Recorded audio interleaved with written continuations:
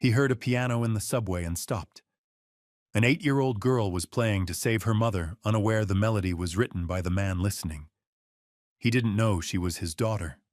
One song would expose 9 years of silence and change everything before the world noticed them.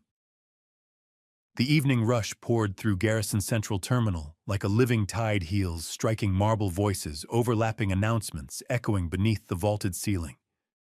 People moved fast here, purposeful, unfeeling. So did Camden Vale. At 43, Camden had mastered the art of walking through crowds without truly seeing them. CEO of Vale Arc Systems. Tailored coat, phone buzzing with unread messages. A life measured in acquisitions and margins, not moments. Then the sound reached him. A piano, not loud, not flashy, just a clean, aching melody slipping between footsteps like a breath held too long. The notes cut through the station's chaos with unsettling precision, gentle, deliberate, impossibly familiar. Camden stopped. A man nearly collided into his back, muttering an apology that Camden didn't hear. His attention was fixed on the music now. On the way, the melody lingered heavy with restraint, on how it carried something unfinished, that piece. His chest tightened. I haven't heard that in years. Without deciding to, Camden followed the sound. Near the west corridor, he found her. A small girl sat at a worn electronic keyboard, feet barely touching the ground. Her posture was calm, disciplined, far too composed for someone so young. Auburn hair tucked neatly behind her ears, fingers moving with quiet confidence across the keys. A glass jar rested beside the keyboard. A few bills, some coins.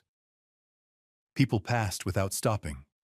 Too busy, too late, too wrapped up in their own lives to notice the miracle unfolding between trains.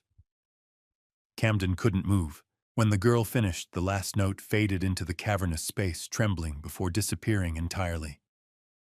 She lifted her gaze, and for a single breath, the world seemed to narrow. Her eyes were blue, clear, striking, and devastatingly familiar. Camden felt something inside him shift, like a door long sealed suddenly cracking open. For the first time that day, he forgot where he was supposed to be going. Camden approached slowly, careful not to startle her. He reached for his wallet, instinctively pulling out a bill far more than what lay in the jar. He knelt just enough to place it inside. Before his fingers could leave the glass rim, a small hand slid the bill back toward him. "Sir." Her voice was soft, steady, not shy. Camden blinked. "Yes." She pushed the bill closer. "That's too much." He frowned slightly, caught off guard. "You earned it." The girl shook her head. Not stubborn, thoughtful. "If I take too much," she said carefully, "my mom will ask why." Camden paused. "And I don't like lying to her." The words landed gently and somehow struck harder than any accusation ever had. He studied her now, really studied her. The way she sat straight. The way she spoke with quiet certainty. No fear, no pleading. Just a rule she lived by. "What's your name?" he asked. "Wren," she replied. "Wren Hart." "How old are you?" "Wren 8, she said. "I'll be 9 in March." "March." Camden swallowed. "And your mom?" he asked. "She's sick," Wren answered without drama. "She's getting treatment. The medicine helps, but it's expensive." She gestured to the jar, then added quickly, "I like playing here anyway. The station listens better than most people." That made his chest ache. "You play beautifully," Camden said, his voice rougher than intended. Wren smiled, not wide, not proud, just grateful. "Thank you for listening." Camden stood there, realizing with unsettling clarity that he wasn't just witnessing talent, he was witnessing dignity. And he had the inexplicable feeling that this small girl was guarding something far heavier than a jar of coins. Camden remained longer than he meant to. He listened as Wren began another piece, slower this time, more restrained. Each note felt deliberate, like a conversation whispered rather than spoken aloud. As she played, he noticed the details, the careful way she adjusted her bench, the slight crease between her brows when she concentrated. The way her eyes, those eyes lifted occasionally scanning the passing crowd without expectation. They were unmistakable. The same shade of blue that stared back at him in every mirror he'd ever avoided lingering in. When she finished, Camden spoke before he could stop himself. "Who taught you to play like that?" "My mom," Ren said proudly. "She studied music when she was younger." "Where?" he asked. Ren shrugged. "A big school. In the city. She doesn't talk about it much." Camden's pulse quickened. "And your dad?" The question escaped before he could reconsider. Ren didn't tense, didn't flinch. "I don't know him," she said simply. "Mom says sometimes life pulls people in different directions." She accepted that answer the way children do when they've been given it many times. Camden looked away, unsettled by the calm in her voice. His phone vibrated in his pocket.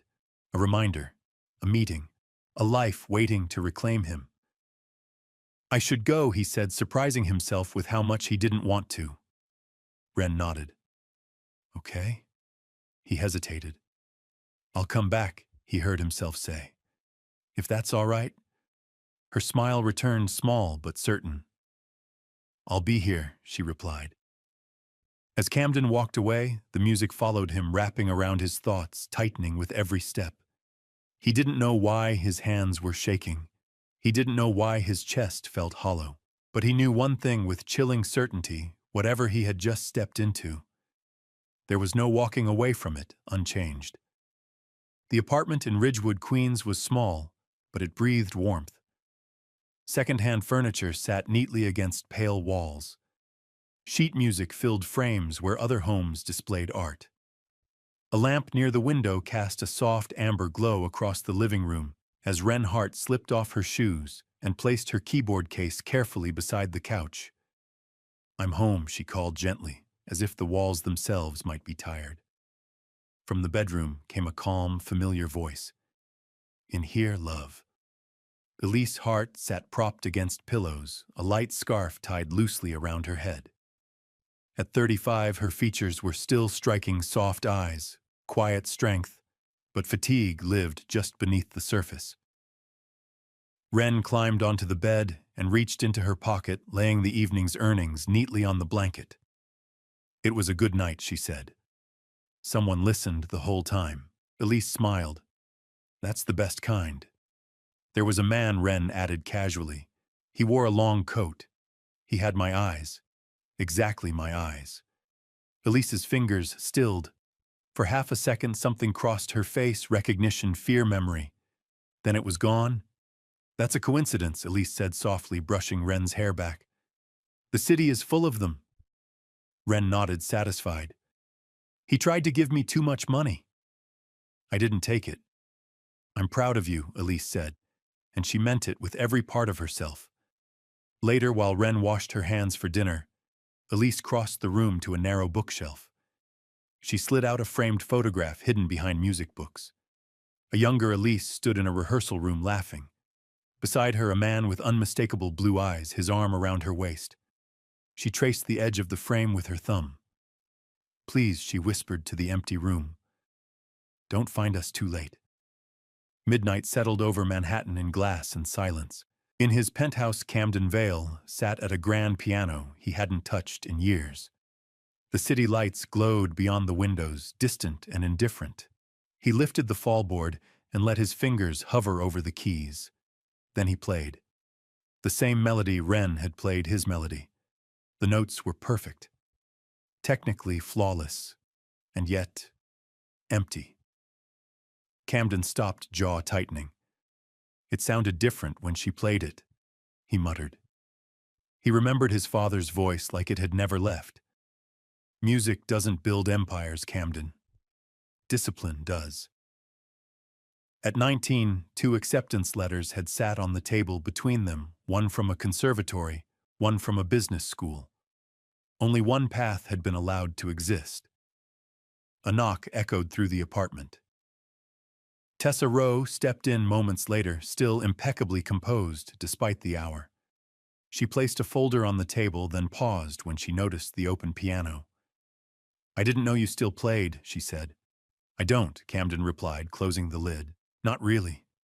Tessa studied him. Something happened today. He exhaled slowly. I met a child, 8 years old. She played like she was carrying someone else's heartbeat. That's poetic, Tessa said gently.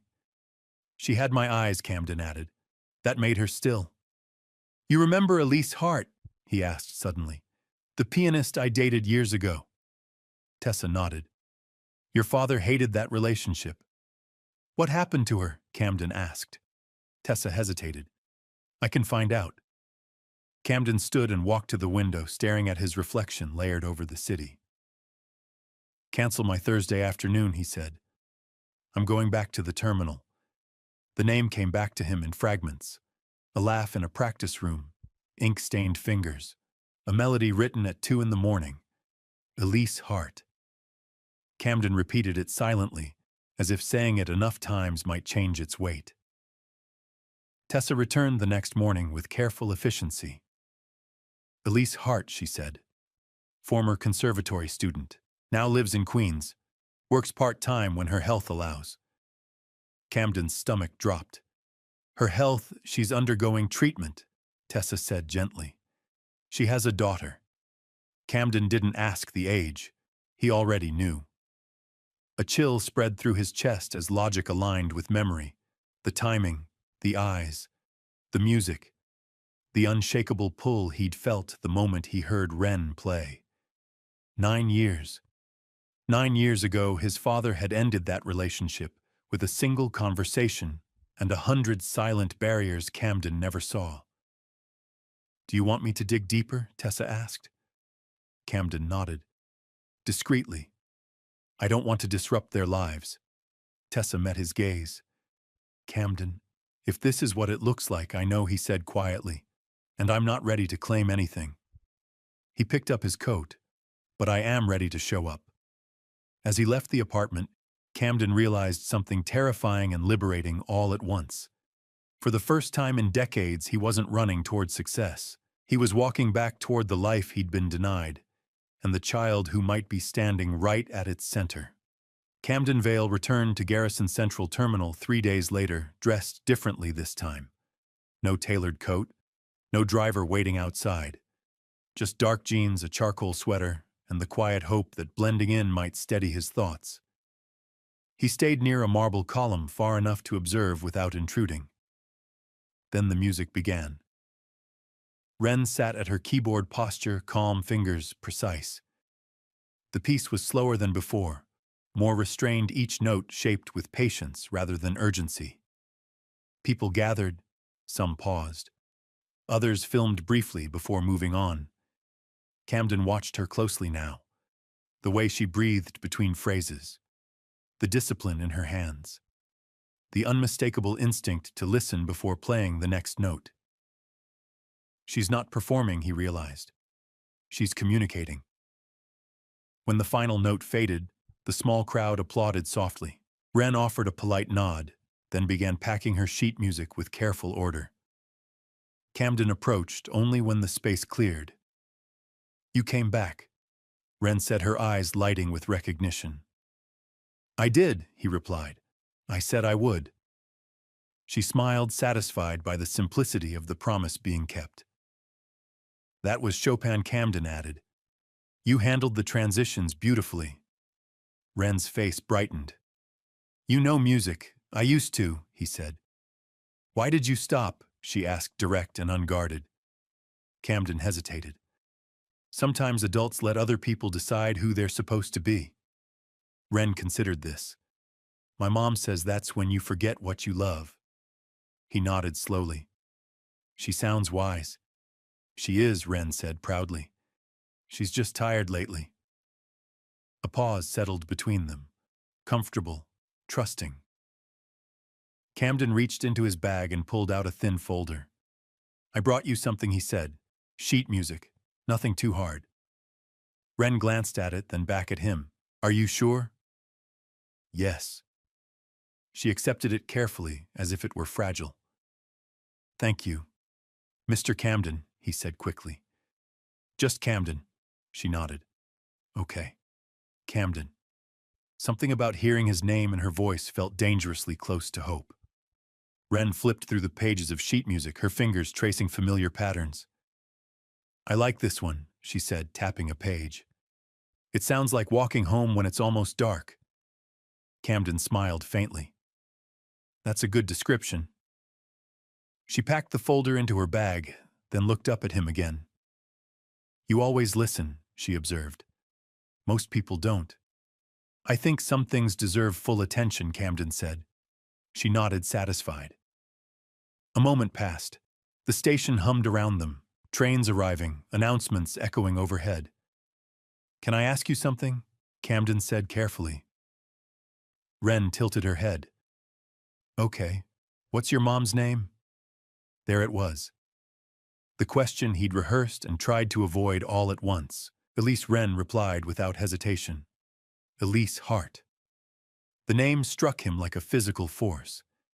Camden's breath caught. His mind raced backward, late-night rehearsals, laughter over cheap takeout, a melody scribbled on hotel stationery. Elise. "You look funny," Wren said gently. "Do you know her?" He forced a smile. "I might. A long time ago." "That's cool," Wren said easily. "She's picking me up at 6 if you want to say hi." The clock above the terminal read 5:12. Camden's pulse thundered. The right thing would have been to stay, to face the past with honesty, to let Elise decide what came next. Instead, his phone buzzed in his pocket. A call he'd scheduled himself, a familiar escape. "I should go," he said too quickly. Wren's smile faltered just slightly. "Oh," she said, then recovering.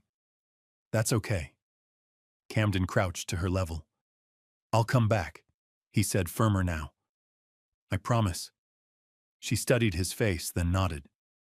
"Okay." As Camden walked away, the weight of his choice pressed heavily on his chest.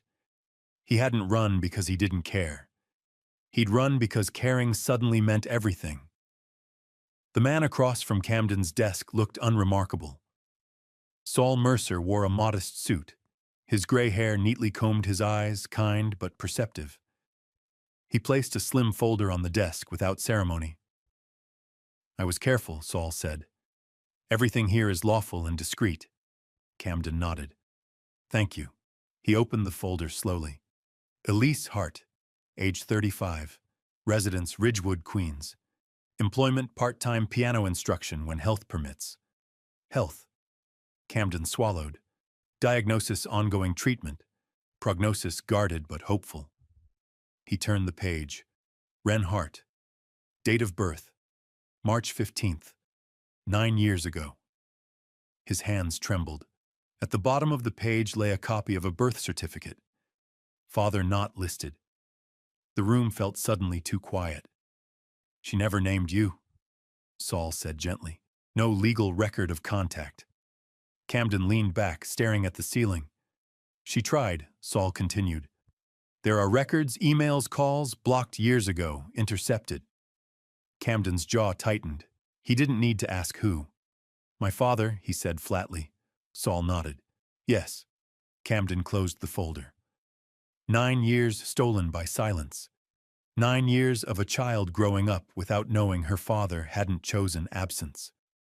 "What will you do?" Saul asked. Camden stood slowly, resolve settling into place. "I won't rush in," he said. "I won't frighten her, and I won't claim what I haven't earned." He met Saul's gaze. "But I will protect them. Quietly. Completely." As Saul left, Camden remained by the window, the city spread beneath him. For the first time in his life, success felt small, and responsibility, real responsibility, felt unavoidable. Camden Vale did not sleep that night. The city outside his windows pulsed with life, but inside the penthouse everything felt unnervingly still. The folder lay closed on the table, yet its weight pressed against his thoughts. Wren Hart. March 15th. He said her name aloud once quietly, as if testing whether the air would change. By morning, Camden made a decision, not as a father, not yet, but as a man with means and restraint. He called the Vale Arc Foundation. I want to activate emergency medical assistance, he said. Discreetly. No publicity, no names attached. By afternoon, the paperwork was complete. Across the city at Harbor Light Medical Pavilion, Elise Hart sat on the edge of her bed, staring at a letter she had read 3 times already. The hospital seal, the foundation logo, outstanding balance paid in full. Her hands trembled. This didn't feel like charity. It felt intentional. That evening, Wren returned from school to find her mother unusually quiet. Did something happen? She asked, setting down her backpack. Elise forced a smile. Something unexpected. Good unexpected, Wren asked. Elise hesitated, then nodded. Yes. Very good. Later, when Wren practiced softly in the living room, Elise retreated to the bedroom. She reached into the back of her closet and pulled out a small shoebox worn at the corners. Inside were pieces of a life she had folded away, programs from recitals, letters she never sent, and beneath them all, a photograph. Not the cropped version Wren had seen, the full one. Elise and Camden Younger laughing in a conservatory practice room, his arm around her waist, his blue eyes bright with dreams he'd been forced to abandon. She closed her eyes. He knows, she whispered. Somehow, he knows. 2 weeks later, Camden stood in a sunlit conference room at Harbor Light Medical Pavilion, surrounded by administrators and quiet applause. The Vale Arc Foundation is proud to sponsor a new music therapy initiative, Camden said evenly, for patients and families navigating long recoveries. No cameras, no reporters, just intention, music as comfort, as steadiness, as presence. As the tour concluded, Camden lagged behind the group, his gaze drifting down the oncology wing. Then he saw her. Elise Hart sat in a reclining chair near the window, a light scarf wrapped around her head. She looked thinner than he remembered, but unmistakably herself. Composed, watchful, strong in ways that didn't demand attention. Camden stopped. Elise looked up. Recognition struck instantly. Camden, she said. Hearing his name in her voice after all these years fractured something inside him. Elise, he replied, his voice careful. I didn't expect, neither did I, she said calmly. Not angry, not welcoming, just honest. A nurse approached with a tablet. Ms. Hart will need your updated insurance confirmation.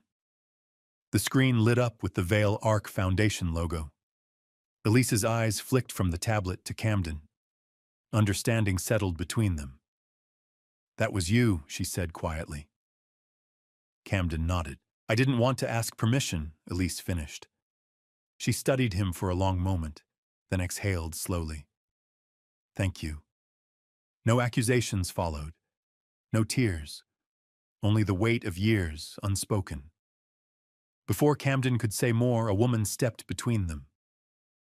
Maren Cole, Elise's closest friend, her posture protective but composed. I'm Maren, she said. Elise's support. Camden extended his hand. Camden Vale. I know, Maren replied evenly. And I need to understand why you're here. Camden met her gaze without flinching. Because a child is involved, he said, and I intend to act responsibly. Maren studied him, then nodded once. We'll talk, she said, but carefully. Camden agreed. For the first time since discovering the truth, he felt the ground beneath him begin to steady. That afternoon, Camden waited in the hospital's family lounge. The sound reached him before he saw her. A piano. Not polished. Not grand.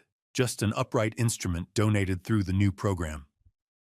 Wren sat on the bench, feet dangling, her posture perfectly aligned. Maren sat nearby, watching attentively. The melody was slow, familiar. Camden froze. No. He knew that opening progression, every pause, every unresolved chord. It was Midnight Sonata, his composition, never published, never recorded. His breath caught as Wren played on her interpretation, gentle, restrained, layered with a sadness he hadn't written, but she had found. When she finished, she looked up and spotted him. "Camden," she said brightly. "You came." He managed a smile and approached carefully. "That was beautiful." "It's my favorite," Wren said. "Mom taught it to me." His pulse thundered. "Where did she learn it?" Wren shrugged. "She said my dad wrote it. Before I was born." Camden felt the world tilt. He turned slowly toward Maren. Her expression confirmed everything. "You wrote it," she said quietly. "Yes," Camden whispered. Maren nodded. "Elise kept all your music. She wanted Wren to know where she came from even if she never knew you." Camden lowered himself into a nearby chair, overwhelmed. In that moment, the truth was no longer theoretical. It was playing in front of him, breathing, trusting. Wren looked between them, sensing the shift. "Did I do something wrong?" she asked softly. Camden stood immediately, lowering himself to her level. "No," he said, steady and certain. "You did everything right." She smiled, reassured. As Wren returned to the keys, Camden stepped back, one hand pressed to his chest. The music continued no longer, just a memory of the past, but a living bridge pulling him toward a future he could no longer deny. The hospital lounge emptied gradually, but the music lingered. Camden remained standing near the wall as Wren packed her sheet music, humming softly to herself. The ordinary sound of a child being a child, unaware of how the ground beneath the adults had shifted. Maren watched Camden carefully. "She's safe here," Maren said quietly. "Always supervised, always picked up on time." Camden nodded. "I wouldn't expect anything less." They moved toward a quieter corner near the windows. Outside, traffic slid by in slow ribbons of light. "Elise never told Wren your name," Maren said. "Not once." Camden's jaw tightened. "Why? Because she didn't want Wren to think she was unwanted," Maren replied. It was easier to believe her father didn't know than to believe he chose not to stay. Camden closed his eyes briefly.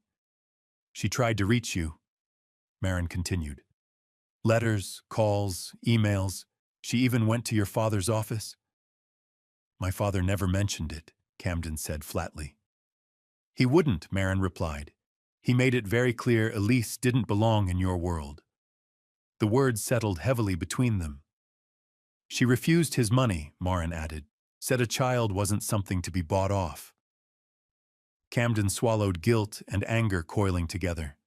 And the music, he asked. "Why teach Wren my compositions?" Maren glanced back at the piano.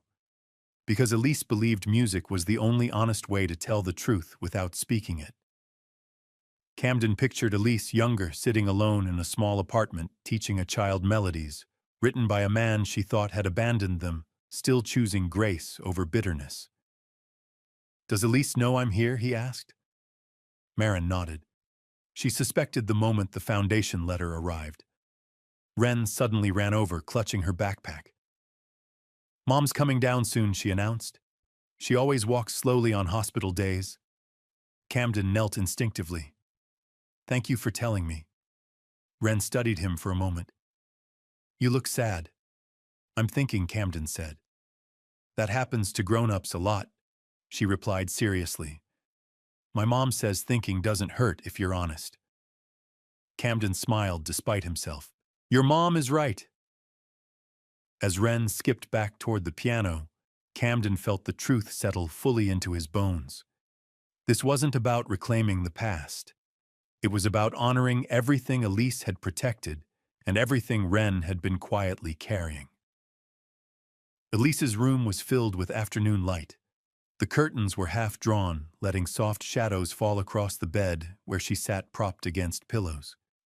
She looked smaller than Camden remembered, but her eyes, warm, steady, had lost none of their clarity. "You don't have to stay if this is difficult," Elise said gently. Camden remained standing. "I want to be here." She nodded, accepting the truth of that. They sat in silence for a moment, 9 years compressed into measured breaths. "You heard her play," Elise said finally. "Yes," Camden replied. "She plays beyond her age. She always has," Elise said with quiet pride. Music gave her a place to put feelings she didn't have words for. Camden hesitated. "You kept my music." Elise met his gaze. "I did. Even after everything, especially after she answered. I didn't want Ren to inherit anger. I wanted her to inherit truth." Simulacroception sat down slowly. "My father lied to both of us," I know, Elise said. "I realized it years later.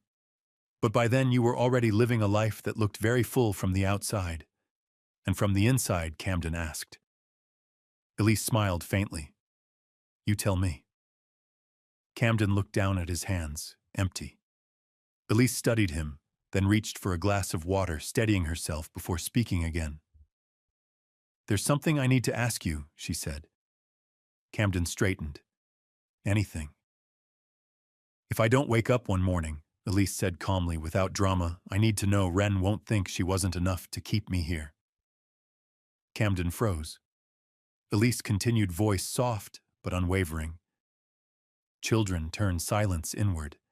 They blame themselves for things they can't control." He swallowed hard. "She will never think that." "I need you to promise," Elise said. "Not to rescue her. Not to overwhelm her. Just to be steady." Camden knelt beside the bed. "I promise," he said, his voice breaking despite his effort to hold it together. "She will be protected. She will be told the truth, and she will never be abandoned again." Elise closed her eyes briefly, relief washing over her features. "Thank you," she whispered. "That's all I needed." When Ren peeked in moments later, Elise smiled brightly. "Come here," she said, opening her arms. Ren climbed onto the bed, curling carefully at her side.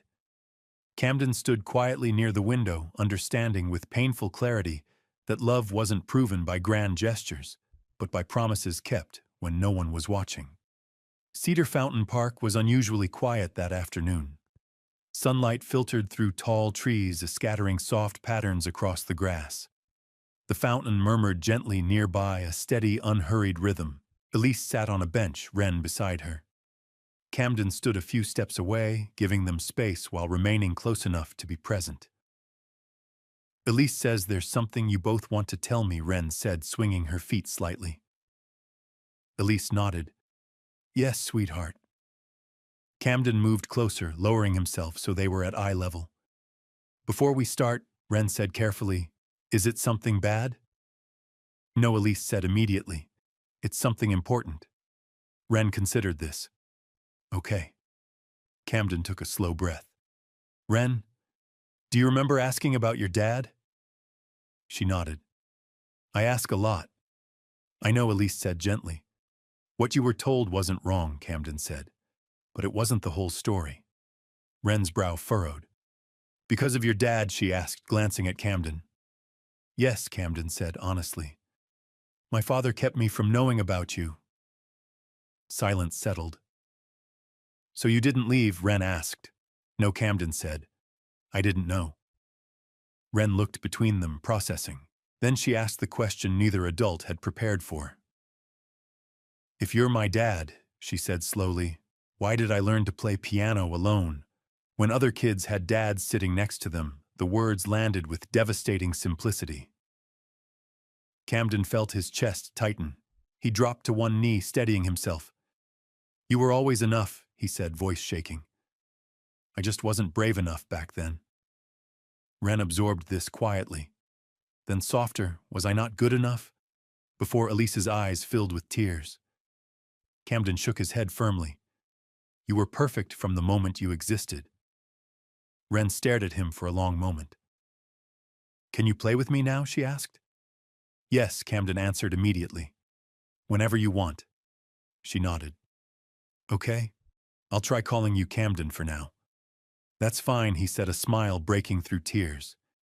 As they stood together beneath the trees, Elise watched them, two people finally facing each other honestly. It wasn't forgiveness. It wasn't closure. but it was the beginning of something real. 2 weeks after Cedar Fountain Park, the city felt different to Camden, less like a machine, more like a living thing he could finally hear. He kept his promises the way he had once kept deadlines, precisely, consistently, without excuses. On Tuesdays and Fridays, he met Wren at Garrison Central Terminal, not as a spectacle, but as a steady presence. He never arrived with a camera. He never brought an entourage. Just a messenger bag, sheet music, and the kind of quiet patience Wren seemed to recognize instinctively. That afternoon, the terminal was bright with early summer light. Sun poured through the arched windows, striking the marble floor in long golden blades. Commuters flowed in every direction, each wrapped in their own urgency. Wren sat at her keyboard, shoulders relaxed. Her sign was simple, handwritten, and neat: music for healing. Camden had suggested the wording gently, and Elise had approved it. Not a lie, not a performance of suffering. A truth. Music was what held them together. When Wren finished her piece, Camden crouched beside her. "Want to try the duet arrangement?" he asked. Wren's eyes widened, bright with excitement. "Here in public, we can keep it simple," he said. "If you'd rather not, we won't." Wren considered, then nodded once, serious as a conductor. "Okay, but you have to follow my tempo." Camden smiled. "Deal." He set up a small second keyboard beside hers, connecting it quietly, efficiently. A few people slowed to watch. Not a crowd, just a small pocket of curiosity forming in the middle of the station's rush. Wren placed her hands on the keys. Camden waited, didn't lead, didn't rush. He watched her fingers, her breathing, her subtle preparation. She began. The opening notes of Midnight Sonata rose into the terminal like a prayer spoken without words. Wren's right hand carried the melody, clean and controlled. Camden entered with the accompaniment, softer than her line, shaping the harmony the way he'd written it years ago, yet letting her hold the center. It was the strangest sensation of his life. Hearing his own composition return to him through the hands of a child who had carried it without knowing his name. A woman in business attire stopped near the front, phone in hand. A teenager sat on a bench, suddenly still. An elderly man leaned on his cane and smiled as if remembering something long ago. Wren glanced sideways at Camden mid-phrase and whispered, barely audible, "You're rushing." Camden adjusted instantly, surrendering control. "Yes, ma'am," he whispered back, and Wren almost smiled without breaking rhythm. They reached the midsection, where the harmony thickened. Camden felt his throat tighten. The notes were familiar, but not the moment. The moment was new, fragile, impossible, real. As the final chord settled, the station seemed to inhale. Then applause rose, warm, respectful, not demanding. Not a roar. A ripple that spread through the corridor like gentle rain. Wren stood and gave a small bow the way Elise had taught her. Camden stood too, but he kept himself slightly behind her, letting the child remain the center of her own talent, her dignity intact. A commuter approached, cheeks flushed with admiration. "That was incredible," she said. "Do you two perform here often?" Wren answered, first confident and bright. "Tuesdays and Fridays. I'm raising money for healing programs." Camden felt a quiet pride bloom in his chest. Wren wasn't begging. She wasn't a headline. She was a young musician with a mission. The commuter's gaze flicked between them, noticing their matching eyes, the way Camden's hand hovered protectively near Wren's keyboard case, without touching her shoulder. "You play like family," the woman said warmly. "Father and daughter, right?" The words hung in the air. Innocent, casual, dangerous. Camden's heartbeat stumbled. He watched Wren's face, carefully prepared for confusion, discomfort, anything. Wren simply blinked, then looked up at Camden with a calm question in her eyes. Camden smiled gently. "We're musical partners," he said, voice steady. "And we're figuring out the rest." Wren accepted that phrasing like she accepted most things, thoughtfully, without panic. "Okay," she said, as if that was a reasonable answer for the universe. Later, as they packed up, Camden's phone vibrated repeatedly in his pocket. He ignored it until Wren tugged lightly on his sleeve. "Is that work?" she asked. He glanced at the screen. Dozens of notifications, messages, alerts. "It can wait," he said, slipping the phone back into his pocket. Wren's expression softened. "My mom says when someone chooses you over their phone, it means they're serious." Camden swallowed. "Your mom is right." As they walked toward the exit where Marin waited, a new alert flashed on the phone, one he couldn't avoid forever. Vale Ar's CEO spotted performing in terminal with child pianist video trending. Camden exhaled slowly, the weight of attention pressing in. Marin saw his face and lifted an eyebrow. "It happened fast," she said. "It always does," Camden replied. Wren hopped ahead, chasing a sunbeam across the floor like it was a game. She turned back and grinned. "Can we do the duet again next time?" Camden watched her, safe, bright, protected, and nodded.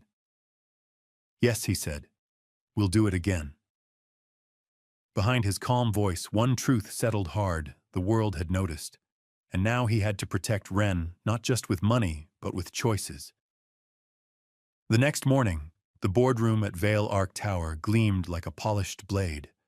Floor-to-ceiling windows framed Manhattan in confident lines. The long table reflected faces that had learned to hide their intentions behind professionalism. Camden sat at the head posture, composed expression controlled.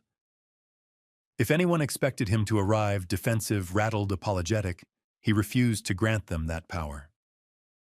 Across the table, Grant Hovel, the CFO, tapped a folder once sharply, as if calling the room to order. "Before we begin," Grant said, "we need to address yesterday's public incident." Camden didn't look away. "Go ahead." Grant slid a printout across the table, a screenshot from the viral video. Camden beside Wren at the keyboard.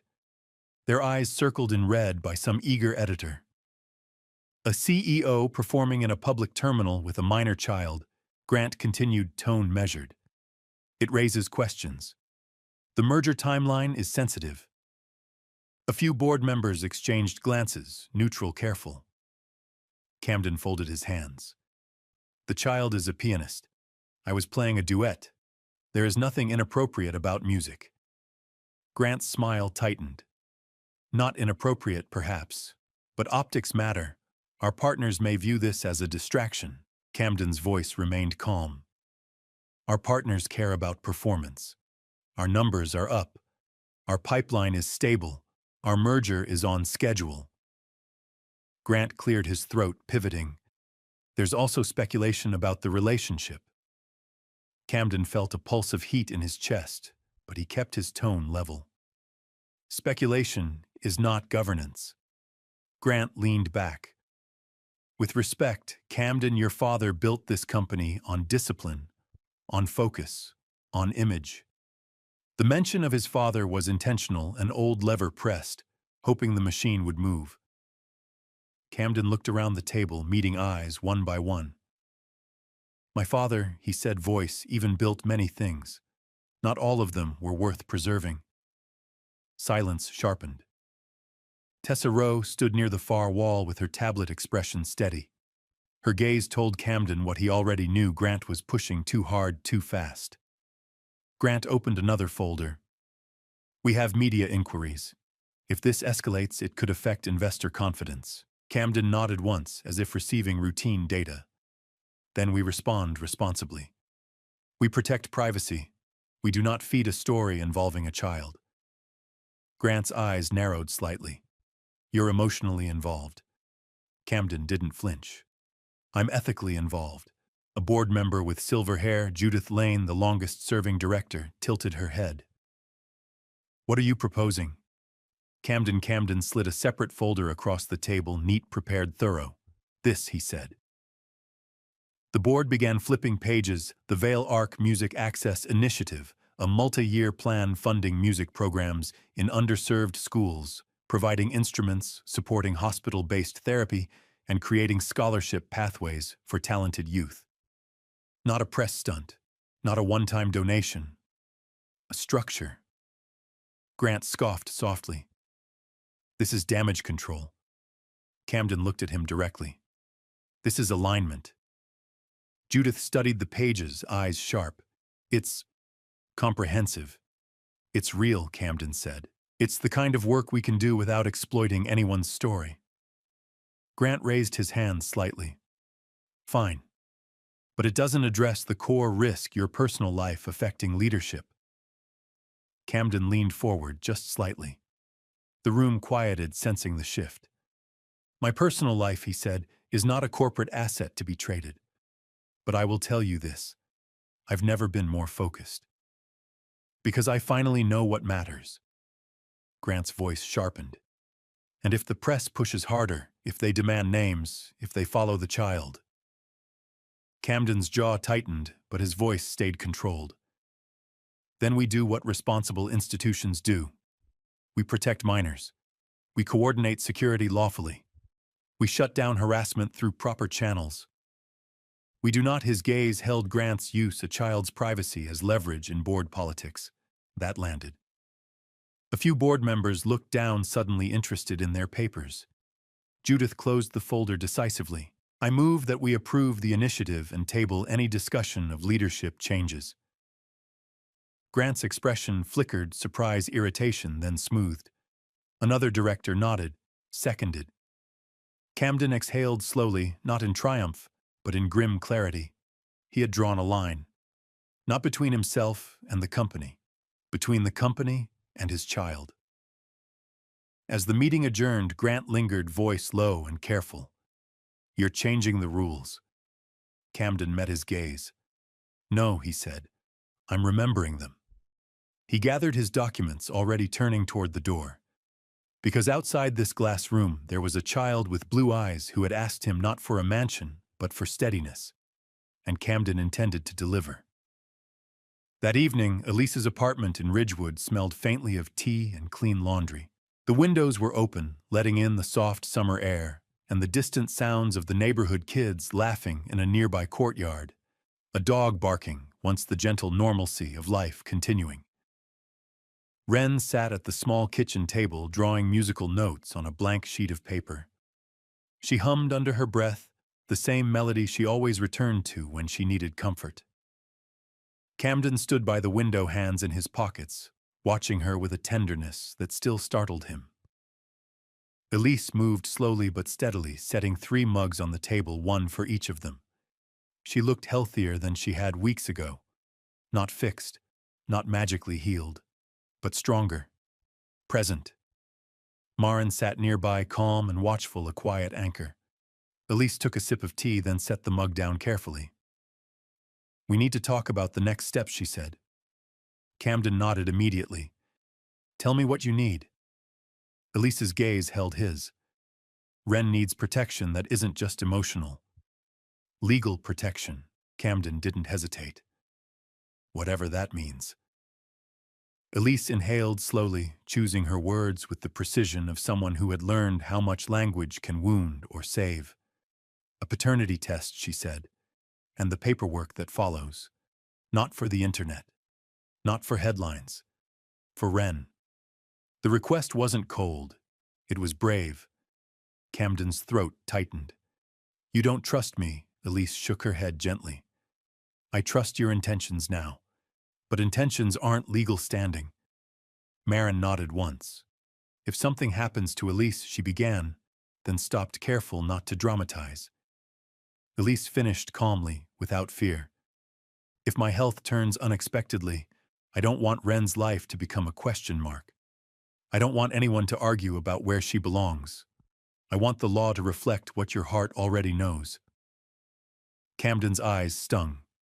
He blinked it away, staying steady. You're right, he said quietly. It's not about me.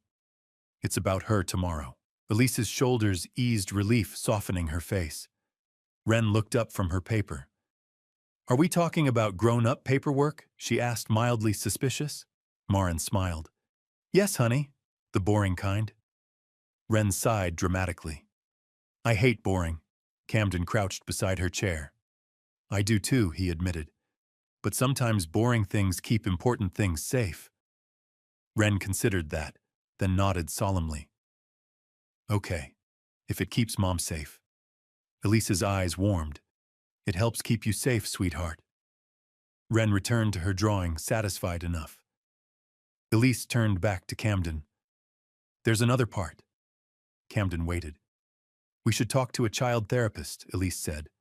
Not because Wren is fragile, because this is big, and we don't want to make it heavy. Camden nodded. Yes, I want to do it right. Marin watched him carefully. That means you can't rush her. I won't, Camden promised. I'll follow her pace. Elise held his gaze, measuring the promise. Then she reached across the table and rested her hand lightly over his brief, not romantic, just human. Thank you, she said, for not turning this into a performance. Camden swallowed. I already wasted years performing the wrong life. In the living room, Wren began tapping her pencil like a metronome, then smiled mischievously. I made a new rule, she announced. Camden looked at her. What rule? Wren lifted her paper triumphantly. On it, she had drawn 3 stick figures holding hands each with a tiny musical note over their heads. The rule is, she said, we practice together, even if it's just 10 minutes. Elise laughed softly, the sound like sunlight. Camden felt his chest loosen, the heaviness easing, not gone, but balanced by something better. 10 minutes, Camden agreed. Every time.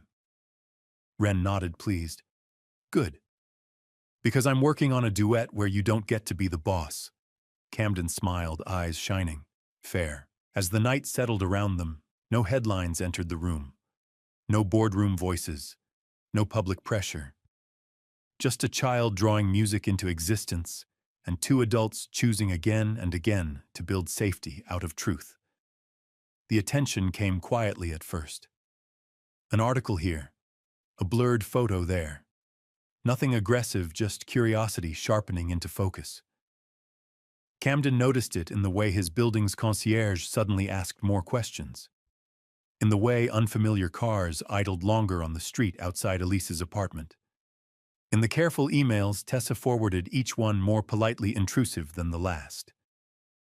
He acted immediately. Security was arranged, discreet, lawful, invisible, unless needed. Elise and Wren were moved temporarily to Camden's place, not as a fortress, but as a pause. A place with space and quiet. This isn't because you did anything wrong, Camden told Wren gently as she explored the penthouse with wide eyes. It's just grown-ups learning how to behave. Wren accepted that explanation with a thoughtful nod. Okay. I don't like loud grown-ups anyway. Elise watched Camden coordinate everything with calm efficiency, no panic, no spectacle. You're doing this right, she said later when Wren was asleep. I'm doing it carefully, Camden replied. There's a difference. The press never reached Wren. No microphones, no questions, no fear. And when an editor pushed too hard, Camden's legal team responded with a single clear boundary. No coverage involving a minor. It worked. Not perfectly, but enough. That night, Camden sat beside Wren's bed as she slept, her small chest rising and falling evenly. For the first time since the story had surfaced, he allowed himself to breathe. The world could wait. His priority was already here. A week later, life found a gentler rhythm. Elise attended follow-up appointments. Wren returned to school under Marin's watchful coordination. Camden adjusted his schedule without apology. One evening, as the city softened into dusk, Wren sat at the piano in Camden's living room, practicing a passage she kept stumbling over. Camden listened quietly from the couch. You're thinking too much, he said. Wren frowned. But it's hard. Yes, Camden agreed.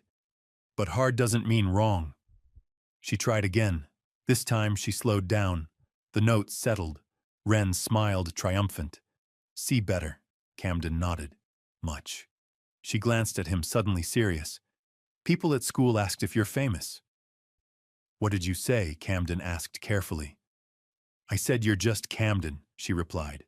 And you play piano badly when you're nervous. He laughed softly. That's fair. Ren hesitated. Are you going to disappear? The question was simple, not accusatory, just honest. Camden knelt beside her. No, he said. If I ever have to leave a room, I'll tell you why, and when I'll be back. She considered that. Okay, I like knowing. He nodded. Me too. Ren turned back to the piano. Then you should sit closer, she said. It sounds better when you're here. Camden moved beside her on the bench. It wasn't a grand declaration. Just trust built in inches, not miles. Winter arrived quietly. Snow dusted the steps of the Aurora School of Music, turning the city silver and still. Inside the recital hall, parents filled the seats programs, whispering as the lights dimmed. Backstage, Ren adjusted her dress fingers, tapping a familiar rhythm against her leg. You ready? Elise asked softly. Ren nodded. I changed the ending. Camden raised an eyebrow. Of course you did. On stage, the lights warmed. The announcer spoke her name, Ren Hart, performing an original arrangement. Ren walked to the piano with steady confidence. Before she began, she looked out into the audience. This piece is called Midnight Sonata, she said clearly. It was written before I was born, but it waited for us. She nodded toward the wings. Camden stepped out, taking his place at the second piano. Elise followed, standing with a simple violin at her side. They began together. The melody unfolded familiar but changed. Softer where it once hurt, stronger where it once hesitated. Three voices weaving into something new. Camden followed Ren's lead just as he always did now. When the final note faded, the room held its breath. Then applause rose, full, warm, grateful. Backstage, Ren slipped her hand into Camden's. Dad, she said quietly, testing the word. He squeezed her hand gently. I'm here. Elise watched them, eyes bright. Some stories end with answers. Theirs ended with harmony, earned, protected, and finally shared. Did this story leave a lasting impression on you? We'd love to hear your thoughts.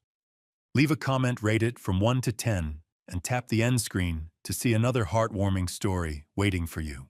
Don't forget to like, share, and subscribe, then tap the bell icon so you don't miss any new stories. Until our next story.